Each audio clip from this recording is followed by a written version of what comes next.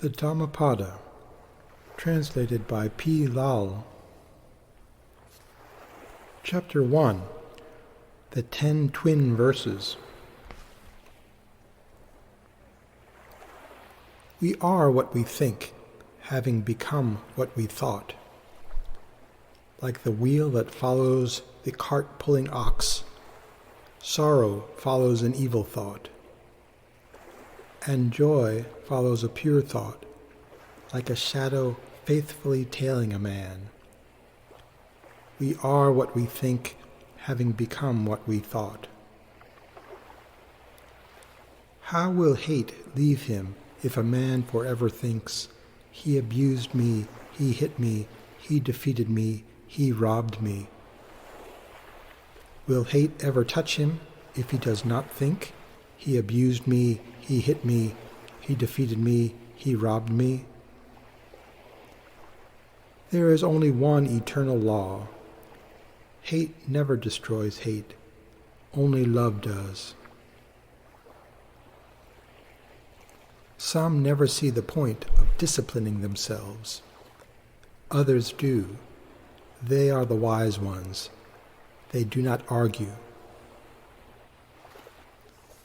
How quickly does a small tree break before a big wind?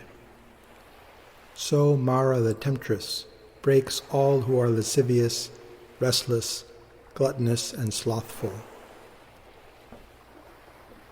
Impossible for the wind to bend a mountain. So is Mara helpless before all who are moderate, disciplined, full of faith and active. What good is a yellow robe if your mind is not pure? What will the robe do if truth is lacking, discipline is denied? Cast aside meanness, stand on virtue, learn discipline and speak the truth. Then will the robe fit you. Foolish to think that truth is in untruth. Equally foolish that untruth is in truth. Such thinking leads nowhere. Truth is always truth, untruth always untruth. This is what matters. This is right desire. Like rain seeping through an ill-thatched hut, passion enters the careless mind. Passion surrenders to the careful mind, like rain helpless before a well-thatched hut.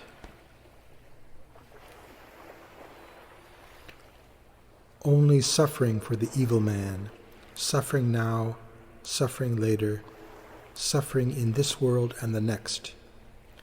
His deeds breed suffering, and he suffers. Happiness for the good man, happiness now, happiness later, happiness in this world and the next. His deeds breed happiness, and he rejoices. For the evil man, suffering now and later, suffering everywhere. I have done wrong, he says, and suffers now. More suffering for him in the next birth. For the good man, happiness now and later, happiness everywhere. I have done good, he says, and rejoices. He rejoices more in the next birth. Lazy cowherd counting others' cows, having none of his own. What good is parroting of holy texts if a man will not get up and gather holiness? Words do not matter. What matters is Dhamma. What matters is action rightly performed, after lust, hate, and folly are abandoned, with true knowledge and serene mind, and complete detachment from the fruit of action. Chapter 2, Clear Thinking. Clear thinking leads to nirvana. A confused mind is a place of death. Clear thinkers do not die. The confused ones have never lived. The wise man appreciates clear thinking, delights in its purity, and selects it as the means to nirvana. He meditates, he perseveres, he works hard for the incomparable freedom and bliss of nirvana. He steps forward, this clear thinker and pure worker, this dignified and disciplined disciple of Dhamma. Clear thinking, right action, discipline, and restraint make an island for the wise man, an island safe from floods. Sloth is loved by the ignorant and foolish. The wise man's treasure is his clear thinking. Never sloth, never lust, never the senses. This is clear thinking, which brings great joy.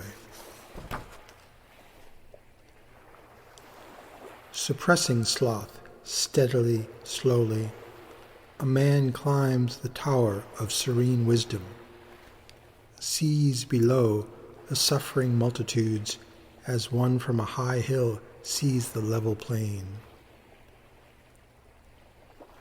While others sleep, he is awake. They sleep, he works.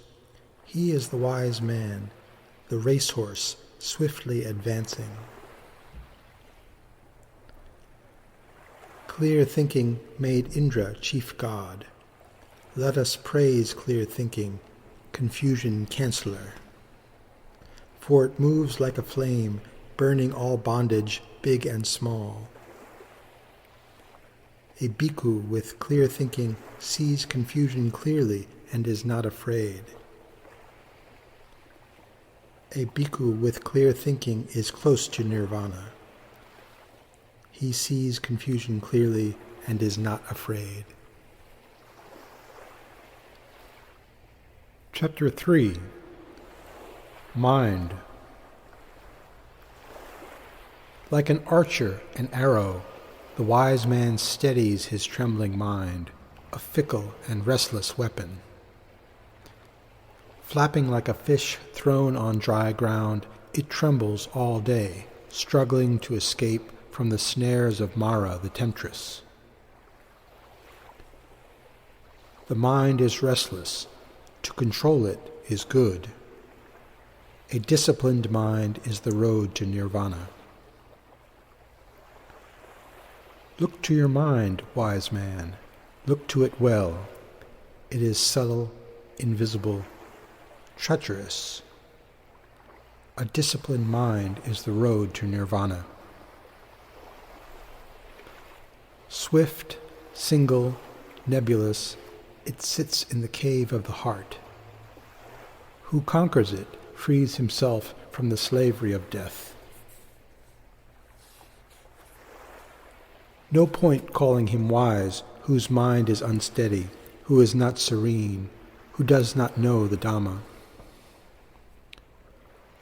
Call him wise whose mind is calm, whose senses are controlled, who is unaffected by good and evil, who is wakeful. He knows the body for what it is, a frail jar. He makes his mind firm like a fortress. He attacks Mara with the weapon of wisdom. He guards what he conquers jealously. It is not long before the body, bereft of breath and feeling, lies on the ground, poor thing, like a burnt-out faggot. No hate can hurt, no foe can harm, as hurts and harms a mind ill-disciplined. Neither father, mother, nor relative can help, as helps a mind that is well-disciplined. Chapter 4. Flowers. Who conquers this world, the world of Yama and the world of the gods? Like a connoisseur picking a flower, the good man chooses Dhamma. The good man conquers this world, the world of Yama and the world of the gods. He is the connoisseur picking a flower, the disciple of Dhamma. Knowing flesh is only froth, like a dream in a desert. The disciple transcends the flowery arrows of lust. Death cannot touch him. Like floods that come and collect an unsuspecting village, death claims the restless collector of flowers. His mind is restless after many flowers. Before he can have them, death is upon him. Let the wise man live in the flower of his village, like the bee gently taking honey, but harming neither color nor scent. It is not what others do or do not do that is my concern. It is what I do and what I do not do, that is my concern. Lovely flowers without fragrance are sweet words without sweet action. Lovely flowers full of fragrance are sweet words with sweet action. Is there a limit to the variety of garlands skilled hands make from a heap of flowers? Is there a limit to the number of good deeds a man may do once he is born? The wind carries the scent of flowers only where it goes. Sandalwood, jasmine, and tagara fragrance. But the fragrance of good men spreads everywhere. Their fame is endless. Sandalwood and tagara are delicately scented and give a little fragrance. But the fragrance of virtue rises even to the gods. And Mara stands helpless before the clear thinker and perfect knower, the good man. Like the lotus, softly fragrant and soul-delighting, rising clear from scraps of rubbish in a wayside pond. The disciple of the enlightened Buddha shines in perfect wisdom, clear above the crowds of ordinary men who do not see the truth.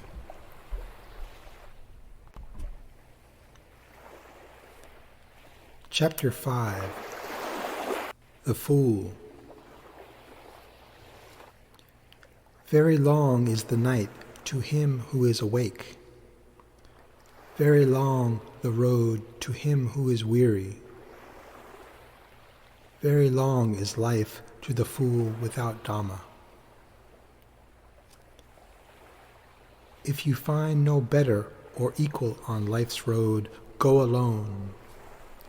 Loneliness is better than friendship of a fool. These sons are mine, this wealth is mine, the words of a fool. He himself is not his. How can sons be his? How can wealth be his? The fool who knows he is foolish is, let us say, wise. The fool who thinks he is wise is hugely foolish. Does a spoon know the taste of broth? Can a fool learn wisdom from a pandit? As quickly as a tongue knows the taste of broth, a serious man learns wisdom from a pandit. A fool is his own enemy, does evil deeds, reaps bitter fruit. Ill done is deed that breeds bitterness, whose reward is lamentation and remorse. Well done is deed that gives sweetness, whose reward is unending delight. Ill deed is sweet, so the fool thinks, till it bear fruit, which is bitterness and grief. A fool sits with a blade of holy grass, with which he daily licks a pot of honey. Yet his holiness is not 1/16 that of the wise knower of Dhamma. Fresh milk does not curdle, neither does a fresh evil deed. Like embers under ashes, it smolders and slowly destroys the fool. The little knowledge a fool picks up goes against him. His share of brightness gets tarnished. His merit is destroyed. What a fool wants is cheap fame, lordship over bhikkhus, power in monasteries, and puja from everybody. Look, householder, look, monk, I do this, I am powerful, I know what's right, and I know what's wrong, the pride and passion of a fool's words.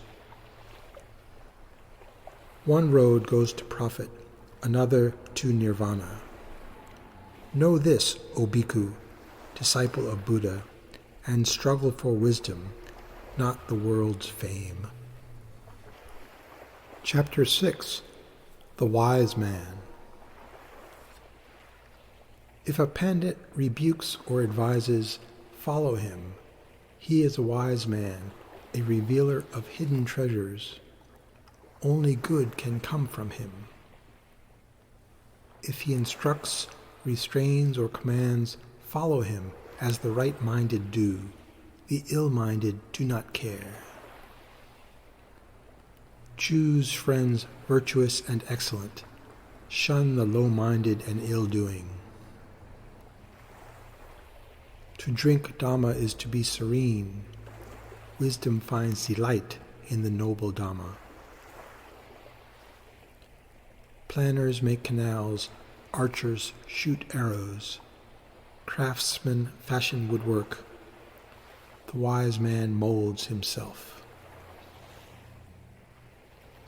Wind will not move rock, nor praise and blame a wise man. The words of the Dhamma flow into him. He is clear and peaceful like a lake.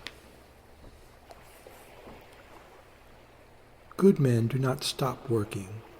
Good men do not gossip. Good men are undemanding. Joy does not affect them, nor sorrow. Good men are constant.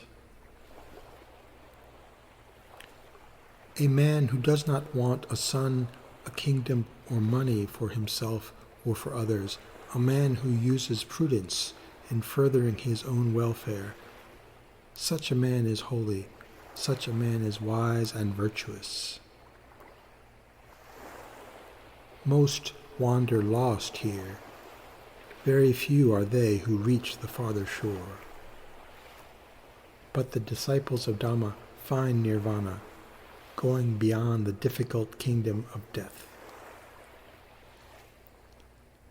He gives up darkness and chooses light, the wise man.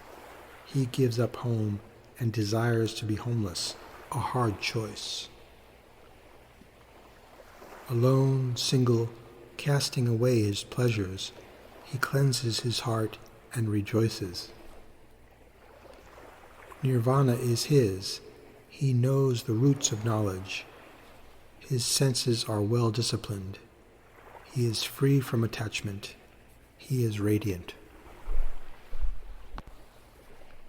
Chapter 7. The Saint. No suffering for him who is free from sorrow, free from the fetters of life, free in everything he does. He has reached the end of his road. He has no fixed habitation, like a swan flown from its lake. He is serious. He has left his home. Like a bird invisibly flying in the sky, he lives without possessions. Knowledge his food, freedom his world, while others wonder. Like a bird flying invisibly in the sky, while others wonder. He lives, the saint, without passions, indifferent to food, aware of the meaning of freedom. Even the gods envy him, this charioteer saint who tames the horses of his senses, yet is not proud. He is like the earth, hospitable, like a floor mat, submissive, self-cleansing, like an unmuddy lake. He is free from the wheel of birth and death. He has found freedom, peaceful his thinking, peaceful his speech, peaceful his deed, tranquil his mind. No one is higher than him who will not be deceived, who knows the essence, who has abandoned desire, renounced the world, and lives untouched by the flow of time. Village or forest, water or land, holy is the place where saints dwell. Holy is the forest, holy is the place where the senses are at peace, where the saint finds refuge and simple delight. Chapter 8. The Thousands. Better than 1,000 vacuous speeches is one sane word leading to peace. Better than 1,000 vacuous verses is one sane line leading to peace. Better than 100 vacuous verses is one sane truth leading to peace. One man on the battlefield conquers an army of 1,000 men.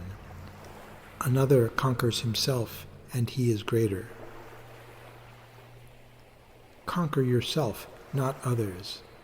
Discipline yourself. Learn restraint.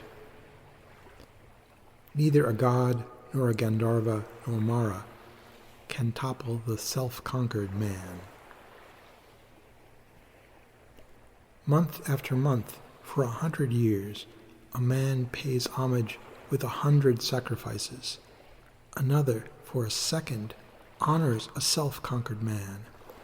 Consider him greater. One man, for 100 years, performs the sacrificial fire in a forest. Another, for a moment, honors the enlightened man. Consider him greater. A year's sacrifice, offering, or gift performed for the earning of merit is not worth a quarter of homage to virtue. If a man honor the aged and practice faith, 4 rewards follow: long life, beauty, joy, and strength. One day of virtue and clear thinking is better than 100 years of vice and indiscipline. One day of wisdom and clear thinking is better than 100 years of ignorance and indiscipline. One day of effort and struggle is better than 100 years of sloth and weakness. One day of insight into beginning and end is better than 100 years of ignorance about this. One day of the experience of deathlessness is better than 100 years of ignorance about this. One day of knowledge of Dhamma is better than 100 years of ignorance about this.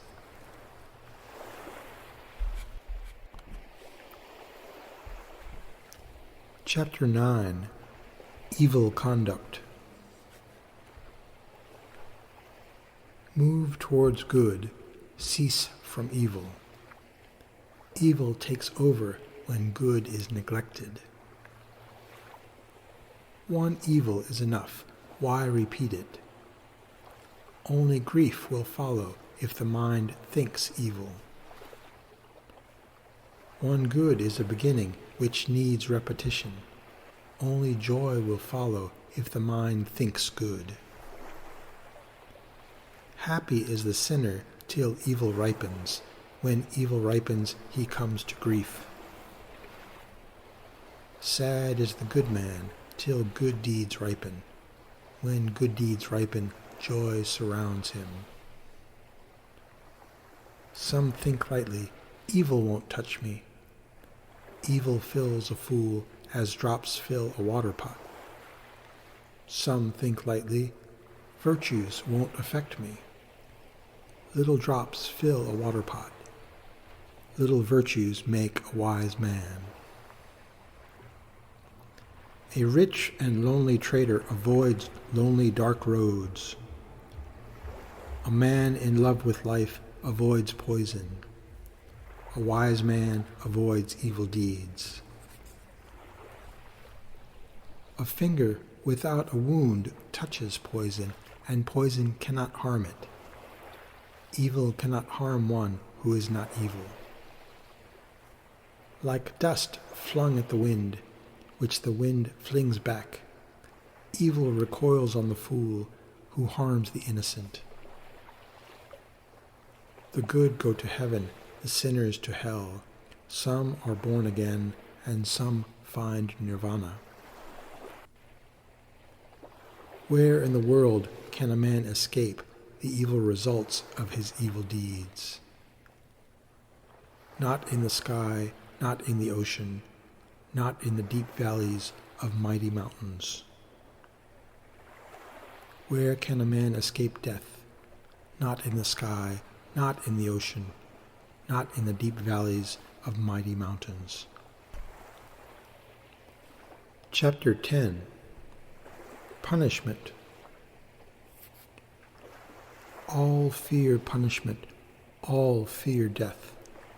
Therefore, do not kill or cause to kill. Do as you would want done to you. All fear punishment, all love life. Therefore, do not kill or cause to kill. Do as you would want done. A man seeks his happiness and strikes with a stick others who seek happiness just like himself. He will not find happiness after his death. Another seeks his happiness and does not strike others who seek happiness just like himself. He will find happiness after his death. Speak gently, and they will respond. Angry words hurt and rebound on the speaker.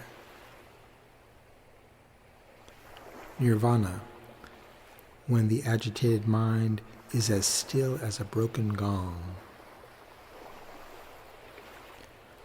Like a cowherd with his staff pushing cattle into new pasture, old age with death pushes the world's creatures into new lives. How will a fool doing evil deeds know this? He learns the hard way, burning in the fire of his deeds. The man who punishes those who do not deserve punishment or offends the inoffensive punishes and offends himself. He suffers one of 10 punishments: grief, infirmity, disease, injury, insanity, falling from royal favor, dreadful allegation, loss of precious wealth, death of relatives, or lightning falling on his house, and when he dies he goes to hell. Sitting naked and still will not help. Matted hair, fasting, and dust will not help. Ash rubbed on the body, lying supine, will not help if the mind is not purified within. What matter if he dresses well? If his mind is serene, chaste, firm, if he practices non-violence, he is the Brahmin, the ascetic, the Bhikkhu. Who is there in the world so chastened by conscience that he never needs prodding? For a good horse the whip is useless. Be like the good horse, swift, energetic when spurred. Devotion, faith, knowledge, meditation, energy, and practice of the Dhamma will set you free. Planners make canals, archers shoot arrows, craftsmen fashion woodwork, the wise man molds himself. Chapter 11. Old Age. The world is burning. Why is there laughter? Why the sounds of joy? Seek enlightenment, O fool, for the darkness surrounds you. Look at it, this painted shadow, this body, crumbling, diseased, wounded, held together by thoughts that come and go. This body decays, it is frail, diseases nest in it, corrupt it. It breaks into pieces, it lives only to die. And its bones are cast away like seeds of watermelon in autumn. Let him who will rejoice in this rejoice. Around these bones is built the fort, mortared with flesh and plastered with blood. Living in it are old age, death, pride, and deceit. Like glittering royal chariots slowly rusting, the body moves into old age. Only virtue is stainless, is the only wisdom. A man who learns little grows old like an ox. His body grows, but his mind remains stagnant. How many births have I known without knowing the builder of this body? How many births have I looked for him? It is painful to be born again and again. But now I have seen you, O builder of this body. All desire is extinct, nirvana is attained. The rafters have crumbled, the ridgepole is smashed. You will not build them again. They pine away, the young men without discipline or struggle, like old cranes starving in a lake without fish. They lie like rejected bows, dreaming of the past, these young men without discipline or struggle in their youth. Chapter 12. Yourself. Value yourself. Look after yourself. Be watchful throughout your life. Learn what is right. Test it and see, then teach others, is the way of the Pandit. You are your own refuge. There is no other refuge. This refuge is hard to achieve. Oneself is the Lord of oneself. There is no other Lord. This Lord is difficult to conquer. Diamond breaks diamond. Evil crushes the evildoer. As the creeper strangles the sal tree, evil overpowers the evildoer. His enemy could not be more delighted. Easy to do an evil deed, easy to harm oneself. Difficult to do a good deed, very difficult indeed. Like the kataka tree, dead after fruit bearing, or cut down for the sake of its fruit.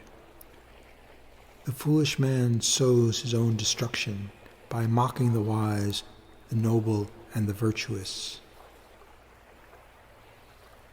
You cannot save another, you can only save yourself. You do the evil deed, you reap the bitter fruit. You leave it undone, yourself is purified. Better is your own Dhamma, however weak, than the Dhamma of another, however noble. Look after yourself and be firm in your goal. Chapter 13. The World. Think clearly, avoid evil, forsake false doctrine, deny the world. Wake up, there is no time to lose, follow Dhamma. The follower of Dhamma is happy now and forever. Follow Dhamma, not the path of evil. The follower of Dhamma is happy now and forever.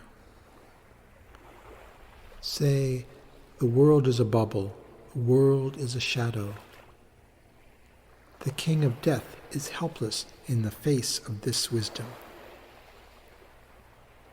Look, the world is a royal chariot, glittering with paint, no better. Fools are deceived, but the wise know better. Like the moon slipping from behind a cloud and shining on the earth, is the man who, once foolish, has determined to be wise. Like the moon slipping from behind a cloud and shining on the earth, is the man whose good deeds exceed his evil deeds. Blind, blind is the world, only a handful can see. Only a handful escape, like birds from a net. Swans fly to the world of the sun. All creatures that have power fly through the air. The wise conquer Mara, the temptress, and escape from the world. There is no evil that he will not do, the mocker of Dhamma, the liar, the scoffer of the other world. Fools are not generous. The world of the gods is not for the stingy. Wise men are generous. They find happiness in the next birth. Better than lordship over the world, better than going to the gods, better than lordship over all the worlds, is one step taken on the stream that leads to nirvana. Chapter 14. The Enlightened One. He conquers and is not conquered. None in the world enters what he conquers. He is the Buddha, the Enlightened One, infinitely aware, leader of himself, impossible to describe in the languages of men. No desires like nets trap him. No passions like poison affect him. He is the Buddha, the Enlightened One, infinitely aware, leader of himself, impossible to describe in the languages of men. Even the gods imitate wise men, the enlightened, the dignified, the meditating, the free. Hard it is to get born human. Hard it is to live like a human. Hard it is to listen to Dhamma. Hard to achieve the state of enlightenment. Avoid evil, do good, cleanse your mind. This is the teaching of the enlightened ones. Be patient. Long patience is high penance. Nothing is higher than nirvana. No monk hurts, no ascetic oppresses another. No malice, no injury. Disciplined eating and behaving. High thinking and simple living. This is the teaching of the enlightened ones. A rain of gold coins will not quench passion. The wise man knows passions are passing and painful. Divine pleasures will not quench passion. Delight lies only in the destruction of desire. Afraid, man runs to a place of safety, to mountains, forests, sacred trees, and shrines. Nothing is safe. Not one of these is safe. When he arrives there, his passions accompany him. The only safety is the Buddha, the Dhamma, the Sangha, the Four Noble Truths. The Enlightened One knows this. Suffering, the cause of suffering, the end of suffering, and the Noble Eightfold Path that leads to the end of suffering. That is your refuge. That only is safe. Having reached that safety, all sorrows cease. A noble man is hard to find. The house where he is born prospers. Blessed is the birth of the Enlightened One. Blessed is the teaching of Dhamma. Blessed are they who make the Sangha. Blessed are they who live in harmony. The man who respects those worthy of respect, whether the Enlightened One or his disciples, those who have conquered and crossed the stream of sorrow, the man who pays respect to those who are free from the world, free from fear. Such a man's merit. Chapter 15. Happiness. Let us live happily, hating none though others hate. Let us live without hate among those who hate. Let us live happily, free from disease among the diseased. Let us live diseaseless among the diseased. Let us live happily, ungrieving among others who grieve. Let us live without grief among those who grieve. Let us live happily without possessions. Let us feed on happiness like the shining gods. Victory breeds hate. The defeated will grieve. Who goes beyond victory and defeat is happy. No fire like passion, no sickness like hate, no grief like the egos, and no joy like peace. No disease like greed, no sorrow like desire. He who knows this is fit for nirvana. No gift like health, no wealth like calm of mind, no faith like trust, no peace like nirvana. He who drinks from Dhamma the sweetness of solitude and the sweetness of serenity finds freedom from fear and freedom from sin. Living with fools is endless pain. Better to live with an enemy instead. Living with wise men, like living with kinsmen, brings happiness. Like the moon moving among star clusters, one should move among the wise, the holy, the faithful, the noble. This is the essence of wisdom. Chapter 16. Pleasure. Who runs after pleasure and shuns meditation, losing himself in the delights of the world, envies the man who prefers meditation. Give up both pleasant and unpleasant. Missing the pleasant is pain, and finding the unpleasant is also pain. To lose what one loves is pain, for which reason control the senses. Only he is free who neither likes nor dislikes. Liking brings grief, liking brings fear. The man who curbs liking is free from grief and free from fear. Affection brings grief, affection brings fear. The man who curbs affection is free from grief and free from fear.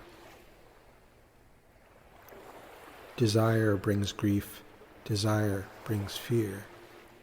The man who curbs desire is free from grief and free from fear. Craving brings grief, craving brings fear. The man who curbs craving is free from grief and free from fear. Dear to the world is the man who is truthful, virtuous, and discriminating, who pursues his own business, which is devotion to Dhamma. Only he crosses the stream of life, who wishes to know what is known as unknowable, who is lord of his senses and filled with dedication. When, after a long journey, a man returns home safely, kinsmen, friends, and well-wishers rejoice. So, when a man travels from this birth to the next, his good deeds rejoice, waiting like kinsmen to receive a friend. Chapter 17. Anger. Throw away anger, give up pride, give up worldly desires. How can grief touch you if nothing is your own? Anger gallops like a wild chariot. Hold it firm, steady it, be the true charioteer, don't just finger the reins. Be gentle with anger, do good to evil, be generous to the miser, truthful to the liar. Be truthful, curb anger, be liberal. 3 ways to go to the gods. Saints subdue their bodies, saints injure nobody. They find the eternal peace in which is no grieving.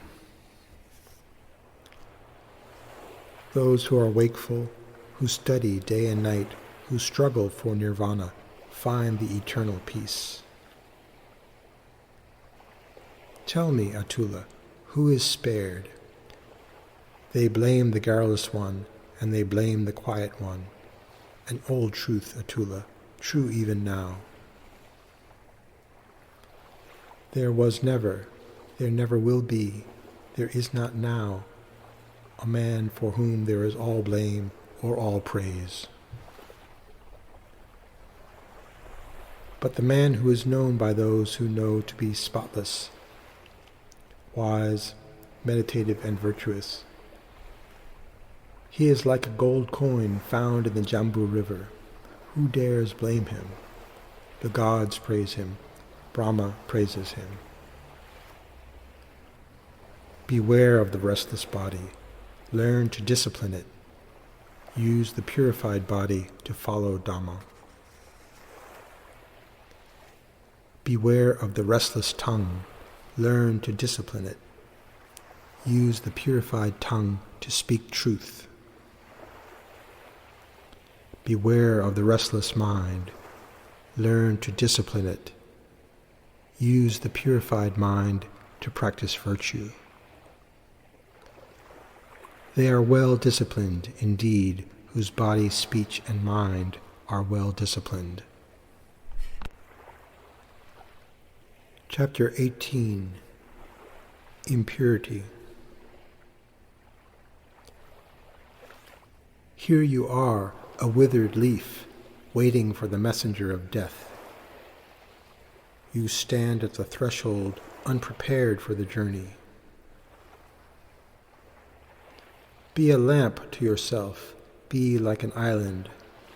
Struggle hard, be wise. Cleansed of weakness, you will find heaven, the land which few find. Life is over, and you stand in death's presence. O unprepared for the journey, there is no rest on this road. Be a lamp to yourself, be like an island. Struggle hard, be wise. Cleansed of weakness, you will find freedom from birth and old age. As a smith removes flaws in silver, a wise man removes flaws in himself, slowly, one by one, carefully. Iron breeds rust, and rust devours iron. So ill deeds devour their doer. As a house unprepared decays, goodness unrepeated declines. Neglect of one's appearance decays it. Neglected, the mind stagnates. Impure is the woman immodest, impure the calculated giver. Impure are all evil deeds, now and forever. But nothing is more impure, O bhikkhus, than ignorance. Cast aside ignorance, and all becomes pure. Life is easy for the shameless crow's strutter, the mischief maker, the minder of other people's business, the insolent and the evil-minded. Hard is life for the humble man, hard for the pure, the clear-thinking, the disinterested, and the gentle person.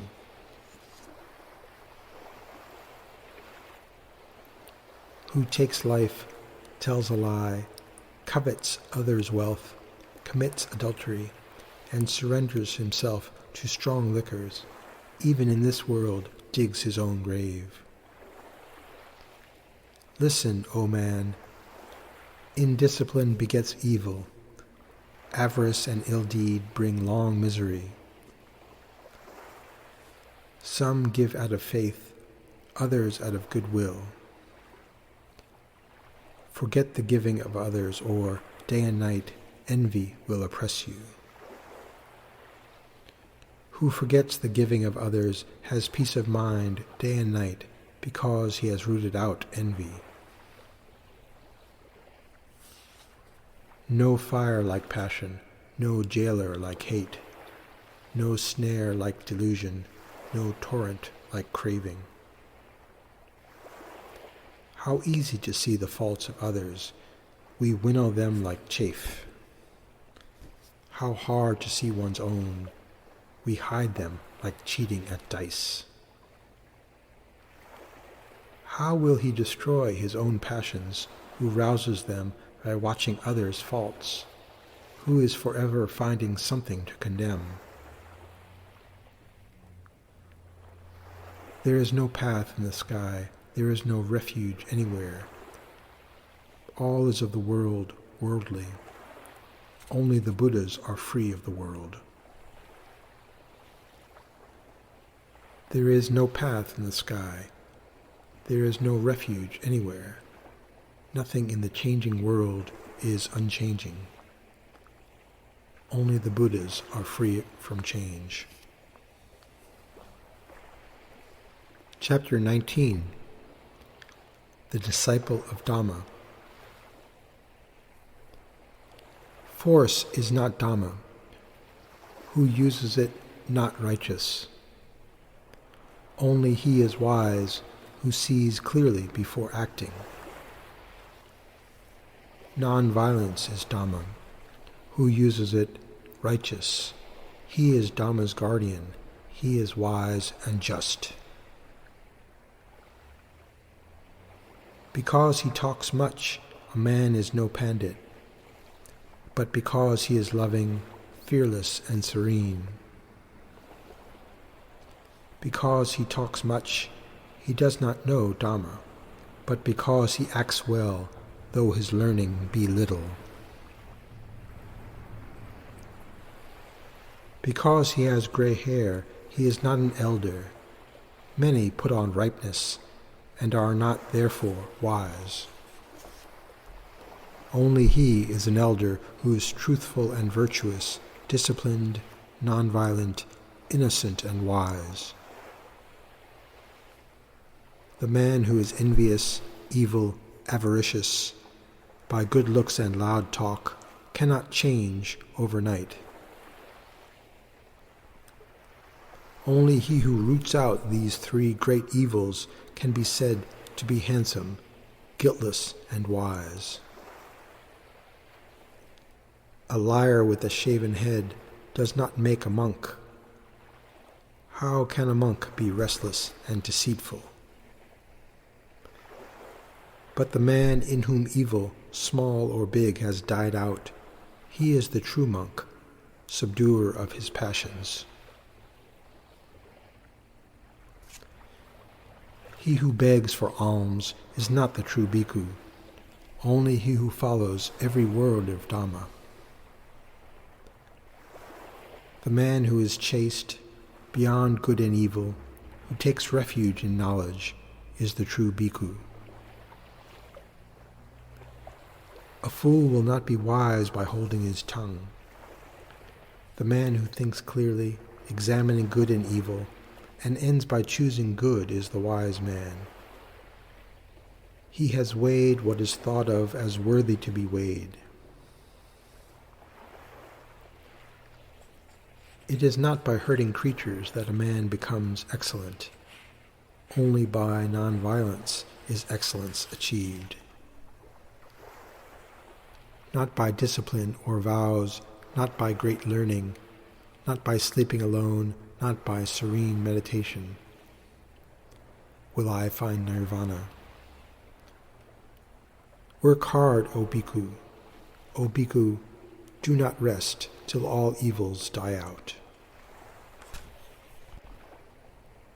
Chapter 20. The Path. Of paths, the best is the Eightfold. The Four Truths are the best truths. The best virtue is detachment. Best among men, he who follows Dhamma. This is the path. It leads to insight. It liberates. Follow it. Mara the temptress is helpless before it. End your suffering. Follow it. This is my path, preached after the arrows fell away from me. Work out your nirvana with diligence. The Buddhas only set examples. Those who follow Dhamma and practice meditation are freed from the traps of Mara the temptress. Whatever consists of component parts must perish. It is wisdom to know this. This knowledge destroys grief and leads to liberation. Whatever consists of component parts is full of grief. It is wisdom to know this. This knowledge destroys grief and leads to liberation. Whatever consists of component parts is not the real self. It is knowledge to know this. This knowledge destroys grief and leads to liberation. Wake up. It is time to wake up. You are young, strong. Why do you waver? Why are you lazy and irresolute? This is not the way to wisdom. Be strict with speech, control your mind. Let not the body do evil. This is the way to wisdom. These the three roads leading to it. Meditation brings wisdom. Lack of meditation is folly. These are the two roads, one leading forward, one backwards. Choose the right one, the one that leads to wisdom. Not one tree. Cut down the whole forest. There is danger in the forest. Cut down the forest of desires, O bhikkhus, and discover the road to liberation. Destroy the smallest desire for women. it sticks one's mind to the world as a suckling calf sticks to its mother. Take the ego like an autumn lily and snap it with your fingers. Proceed then on the path to nirvana with one who has reached as your guide. This I choose for my winter home, this for the monsoon, this for summer. The words of a fool. He fails to see his final destination. Like floods that come and sweep away a sleeping village, death descends on the drowsy mind, greedy for children and cattle. Nothing saves, not father, not sons, not kinsmen. They cannot save a man from death. Therefore, think deeply. Like the wise and virtuous man, stay on the path that leads to liberation. Chapter 21. Varied Advice. Small pleasures given up for a larger joy. This is the way of the wise, the far-seeing man. Happiness for oneself by hurting others, the way of the fool to get trapped in hate. To be done, discarded, not to be done, done. The way of the wicked to increase his grief. To be done, observed, not to be done, discarded. Proper control practiced on the demands of the body. The way of the thoughtful to end all impurity. He kills his father and his mother. He kills 2 Kshatriya kings. He slaughters all the subjects of a kingdom. And the saint, unaffected, proceeds as he is. He kills his lust and ignorance. He kills ambition and pride. He slaughters all the evils of the body, and the saint, unaffected, proceeds as he is. The disciples of Gautama are always awake, day and night, thinking of the Enlightened One.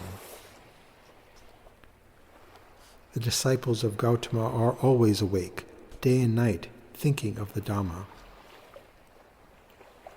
The disciples of Gautama are always awake, day and night, thinking of the Sangha. The disciples of Gautama are always awake, day and night, thinking of disciplining the body. The disciples of Gautama are always awake, day and night, delighting in compassion and love. The disciples of Gautama are always awake, day and night, delighting in pure meditation. It is painful to renounce the world. It is painful to enjoy the world. It is painful to be a householder. It is painful to be unloved. It is painful to be forever wandering. O wanderer, wander no more.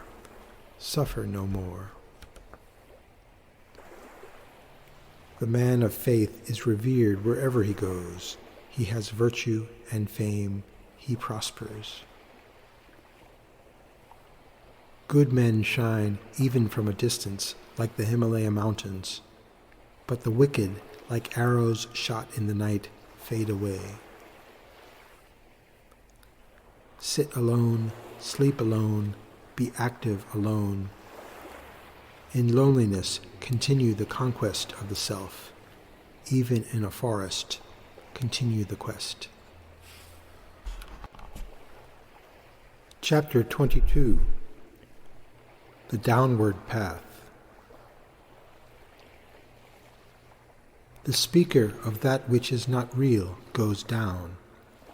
Also he who, doing a thing, says, I did not do it. They are men of falseness. After death they are united. They become partners. Many men dressed in saffron are ill-mannered and indisciplined. The evil deeds of such evildoers after death drag them down. Better for a boorish monk to swallow a red-hot steel ball than in seeming goodness to live on people's almsgiving. 4 effects result from a fool's hankering for another man's wife: much impurity, much restlessness, moral blame, the downward path. Do not lust for another man's wife. Much demerit follows, much punishment, much fleeting and frightened pleasure in the arms of the frightened. As a soft blade of kusa grass, handled wrongly, cuts the finger. Wrongly practiced, asceticism leads to the downward path. Acts carefully performed, vows carefully kept, reluctant practice of continence do not bring rewards with them. If a thing must be done, it must be done well. A careless sadhu will find himself no cleaner than before. Better an evil deed not done than done for future suffering. Better a good deed done now. Done, it brings no suffering.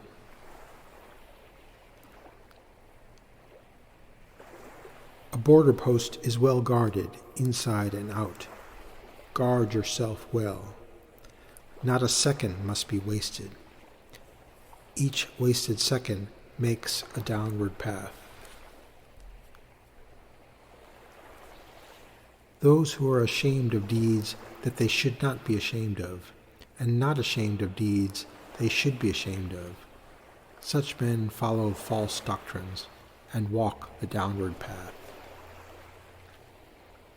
Those who fear when they should not fear, and do not fear when they ought to fear, such men follow false doctrines and walk the downward path. Those who see evil where there is none, and see no evil where there is evil, such men follow false doctrines and walk the downward path. Those who see evil where there is evil, and no evil where there is none, such men follow the true doctrine and walk straight.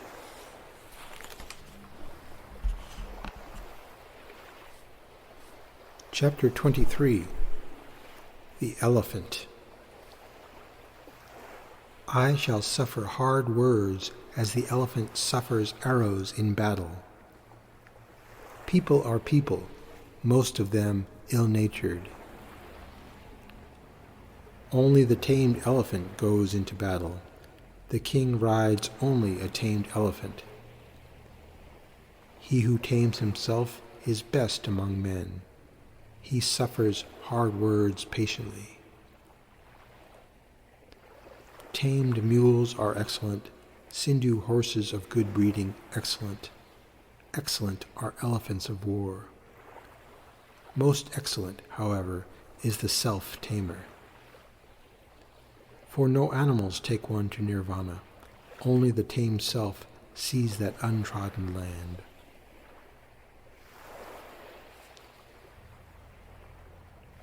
Consider the elephant, Dhammapada, temples glistening with rutting juice. Restless, he does not eat. He pines for the elephant grove.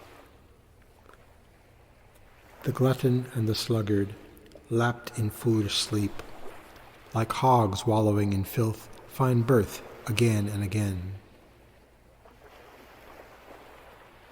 There was a time when my mind wandered freely, doing what it pleased. Now I must rule it, like the mahout with his hook ruling the rutting elephant. Check your mind, be on your guard. Pull yourself out as an elephant from mud. If you have a friend, sober, pure, and wise, Let nothing hold you back.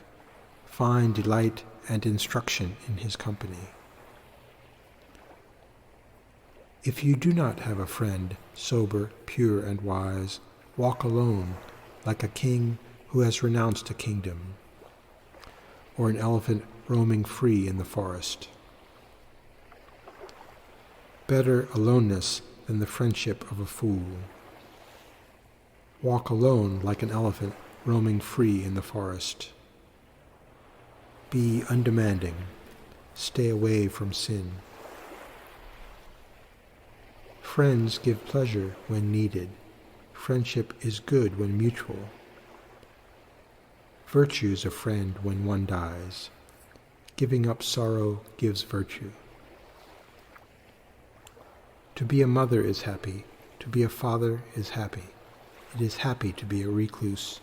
It is happy to be a saint. Happy is virtue that lasts. Happy is well-rooted faith. Happy it is to be wise, happy to avoid sin. Chapter 24. Craving. Craving is like a creeper, it strangles the fool. He bounds like a monkey from one birth to another, looking for fruit. When craving, like poison, takes hold of a man, his sorrows increase like wild grass. When this terrible craving, fierce to subdue, is subdued, sorrows slip off like drops on a lotus leaf. This is my advice. Root out craving. Root it out, like wild grass is rooted out. Do not let death destroy you, as river waters destroy reeds. Like a tree recovering and growing if its roots are not destroyed. Suffering recovers and grows if craving is not conquered.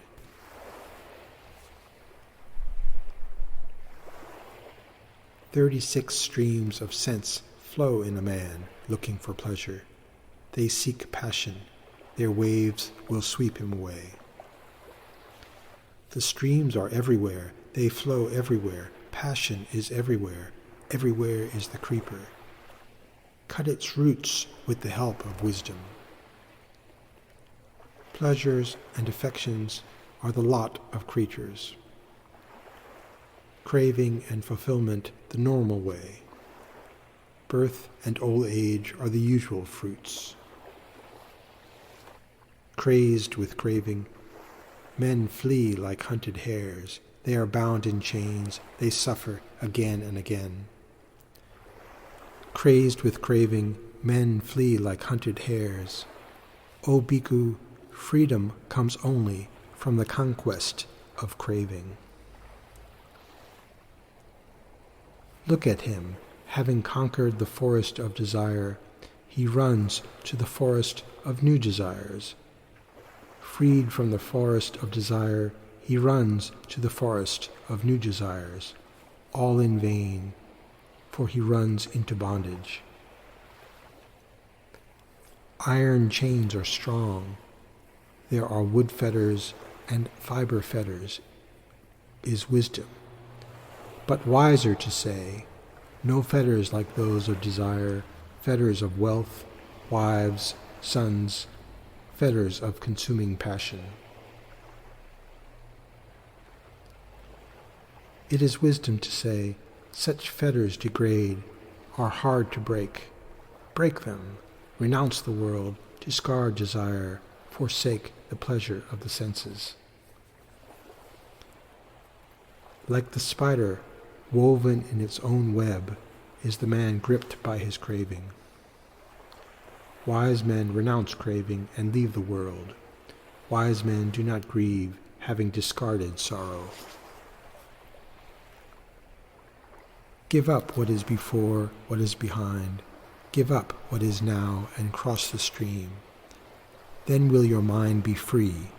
Then will you cross birth and old age. Craving grows in a man, restless, passionate, pleasure-seeking, he strengthens his own fetters. Who meditates quietly, discriminates, and thinks of that which does not please the senses, cuts the fetters of death. The fearless, sinless, desireless man escapes the thorns of life. This body is his last. He is the great saint who quickly catches subtleties of words and meanings, who is desireless, who knows what comes before what. He is the Mahapurush. This body is his last. I have conquered myself. I know all. I am in all things sinless. I have renounced all. I am free from craving. I have no teacher. I have taught myself. No gift is greater than the Dhamma. No rasa sweeter than the Dhamma. No bliss is greater than the Dhamma. No conquest than being without craving. Wealth hurts the foolish, not the seekers of nirvana.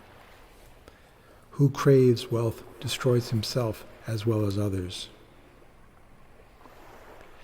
Weeds are the poison of fields, and passion the poison of man.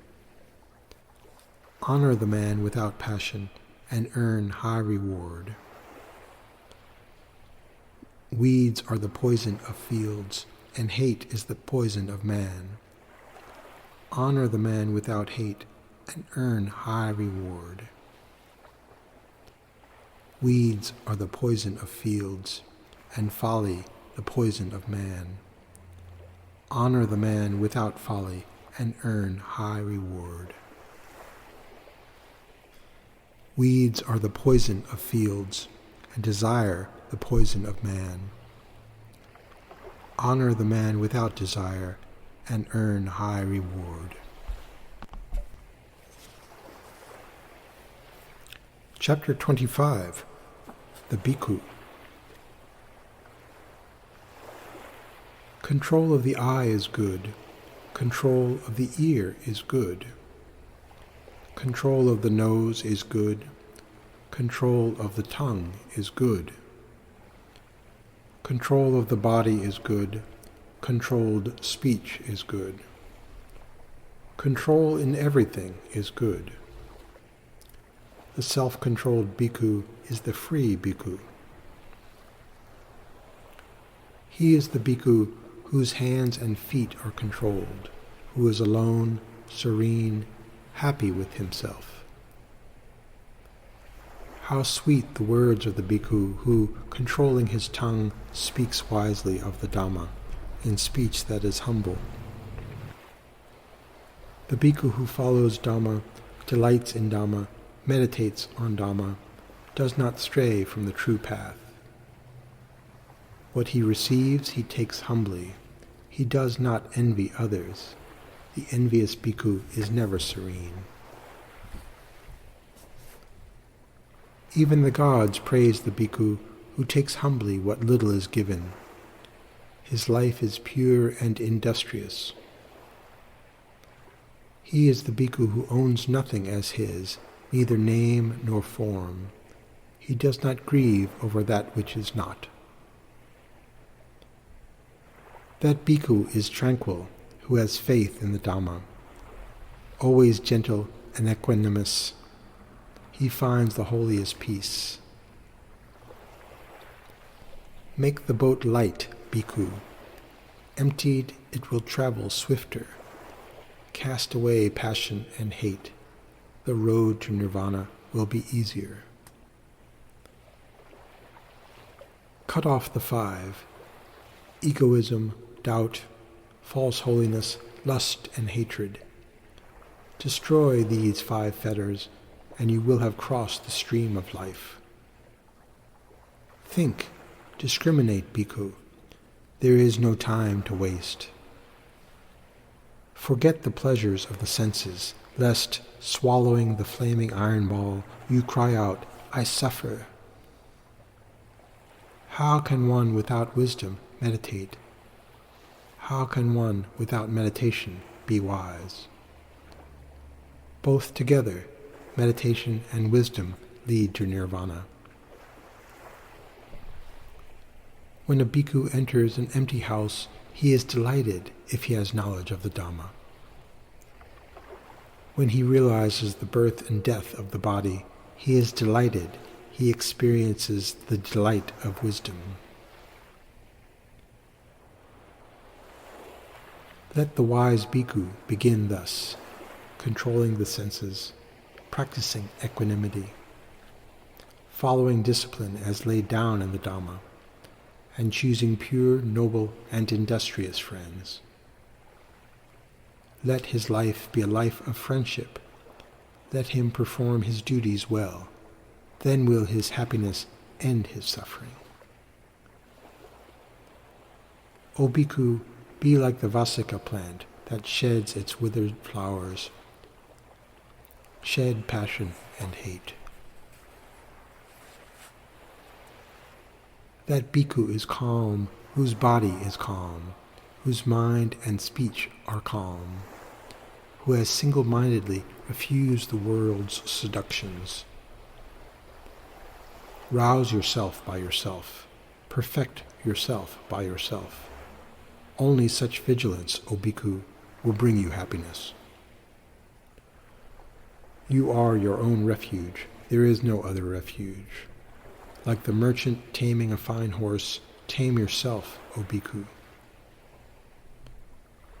Happy and peaceful is the bhikkhu who has faith in the Dhamma. He alone finds the state of serenity where the world's flow ceases. The young bhikkhu who ceaselessly follows the words of the Buddha, he shines on this world like a moon escaped from cloud. Chapter 26. The Brahmin. Cross the stream, Brahmin, strive hard, cast aside desire. All that consists of component parts will perish. Strive to know the imperishable. When the Brahmin achieves full discipline and insight, all fetters fall away. Who is a Brahmin? I call him Brahmin for whom is neither this nor the other shore, who is free from the fetters of fear. Who is a Brahmin?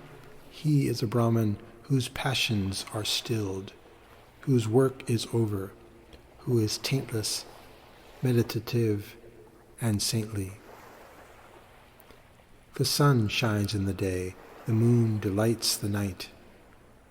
The soldier shines in his armor, the Brahmin in meditation. But the radiance of the Buddha shines ceaselessly day and night. He is a Brahmin who has cast aside evil. He is an ascetic whose mind is equable. He is a saint who has no impurity. If attacked, the Brahmin does not return in kind. Cursed is he who kills a Brahmin, more cursed a Brahmin angry with a sinner. Highly regarded is the Brahmin who refrains from the pleasures of the senses. Where nonviolence is practiced, suffering will cease. Who is a Brahmin? He is a Brahmin who is nonviolent in body, speech, and mind, who has firmly controlled these three. As a Brahmin worships before the ritual fire, so should a man worship before one who has understood fully the Dhamma of the Buddha. Who is a Brahmin? I call him Brahmin who practices truth and Dhamma. Not matted hair, not noble birth, not caste make a Brahmin. A Brahmin makes his own holiness. Fool, what will matted hair do? What will garment of goatskin do? What use polishing the outside if the inside is foul? Who is a Brahmin? He is a Brahmin who is lean and veined, solitary and serious, who wears cast-off garments. Who is a Brahmin? Not always he whose mother is a Brahmin, not he who is known to possessions, but he who is detached. Who is a Brahmin? I call him Brahmin who is unshakable, fetter-free, beyond attachment, separated from the world. Who is a Brahmin? He is a Brahmin who has cut the link, the thong, the rope, who has broken free, who is fully awake. Who is a Brahmin? He is a Brahmin who, though innocent, endures mockery, insult, prison, whose strength is patience, whose army is fortitude. Who is a Brahmin? I call him Brahmin who is never angry, who is pure and restrained, who notes religious duties and follows moral rules, for whom there is no rebirth. Who is a Brahmin? He is a Brahmin who does not cling to pleasures, like a drop of water on a lotus leaf, like a seed of mustard on the tip of an awl. Who is a Brahmin? I call him Brahmin who even in this world is free, whose burden is ended, whose sufferings are over. Who is a Brahmin? I call him Brahmin whose knowledge is deep and wisdom profound, who knows right from wrong and has realized truth. Who is a Brahmin? He is a Brahmin who stays away from the well-housed and the houseless, who does not live in houses and has few wants. Who is a Brahmin? He is a Brahmin who does not use the rod to punish creatures, moving or unmoving, who neither kills nor conspires to kill. Who is a Brahmin? I call him Brahmin who is gentle among the aggressive, peaceful among those with uplifted sticks, detached among the attached. Who is the Brahmin? He is the Brahmin whose passion, hate, pride, and hypocrisy fall away like a mustard seed from the tip of an awl. Who is a Brahmin? I call him Brahmin whose speech is truthful, soft, clear, inoffensive. Who is a Brahmin? He is a Brahmin who does not take what is not given, long or short, big or small, good or bad. Who is a Brahmin? I call him Brahmin who covets neither this world nor the next, who has no desires, who is separated from the world. Who is a Brahmin? He is a Brahmin who has no desires, whose doubts have been dissipated, who has reached the final goal. Who is a Brahmin? He is a Brahmin who has gone beyond good and evil, who has no sorrow, no passion, no taint. Who is a Brahmin? I call him Brahmin who is pure, serene,